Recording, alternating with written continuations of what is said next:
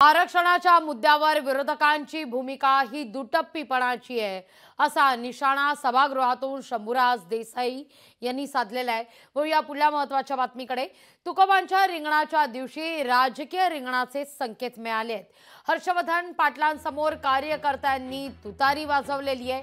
कार्यकर्त्यांचा हर्षवर्धन पाटलांना तुतारी वाजवण्याचा आवाहन देखील होता। इंदापूरमध्ये हर्षवर्धन पाटलांच्या बॅनरवरून पक्ष चिन्ह गायब झालेले आहे, तर हर्षवर्धन पाटील म्हणतात बॅनर कार्यकर्त्यांनी लावलेले आहे।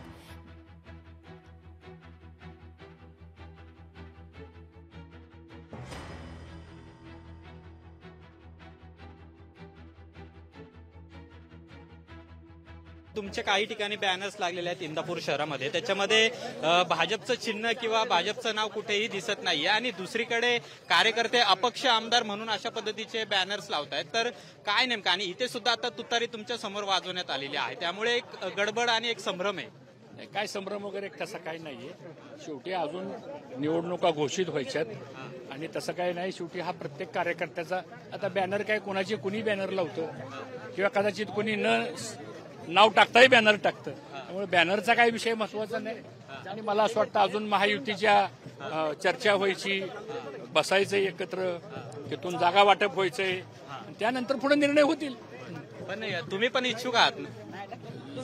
ठीक आहे, आता आमचे पक्षाचे नेते ठरवतील काय करायचं ते, आणि ह्याबाबत आमच्या पक्षाच्या वरिष्ठांची आमची चर्चा झालेली आहे आणि चर्चेतून जो निर्णय होईल त्याप्रमाणे पुढे कारवाई होईल।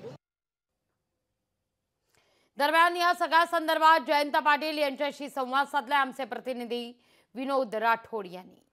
राष्ट्रवादी काँग्रेस पक्षाचे अध्यक्ष, शरद पवार गटाचे अध्यक्ष आहे जयंत पाटीलजी। सर, हर्षवर्धन पाटीलनी वारीमध्ये तुतारी वाजवली आणि तुतारी वाजवणाऱ्यांना प्रोत्साहन दिलं, याचा अर्थ तुतारीकडे त्यांचा कल पाहायला मिळतो। छत्रपती शिवाजी महाराजांच्या वेळेपासून तुतारी हे वाद्य पुरुषार्थाचं, संग्रामाचं, लढाईचं, योद्ध्याचं आणि जिंकलेल्या योद्ध्याचं स्वागत करणारी तुतारी म्हणून तुतारी महाराष्ट्रातल्या मराठी माणसाला माहिती आहे आणि त्यामुळं त्या तुतारीला वारकऱ्यांच्यात देखील तेवढंच महत्त्व आहे आणि त्यामुळं वारकऱ्यांच्या रिंगणात तुतारी वादक हा आहेच, तो महत्त्वाचा घटक आहे आणि त्याला प्रोत्साहन हर्षवर्धन पाटील यांनी दिलं असेल। भाजप नेते हर्षवर्धन पाटलांनी यावेळेस बॅनरवर पक्षाचं चिन्ह आणि नाव पण नाही लिहिलं, याचा अर्थ असा मानला जात आहे की ते तुतारीकडे म्हणजेच राष्ट्रवादी काँग्रेस पक्ष शरद पवार गटाकडे आकर्षित दिसत आहे। तुम्ही त्यांना आकर्षित करून घेण्याचा प्रयत्न असाल? नाही, मी त्यांना अडचणीत आणणार नाही कोणतंही असं भाष्य करून।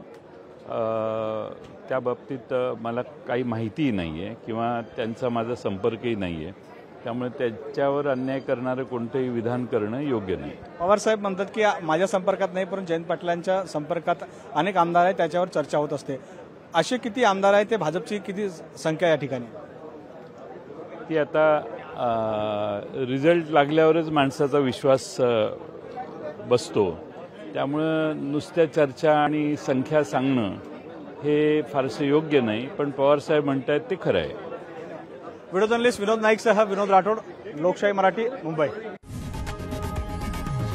लोकशाही मराठी, ऐका, पहा, जागरूक रहा।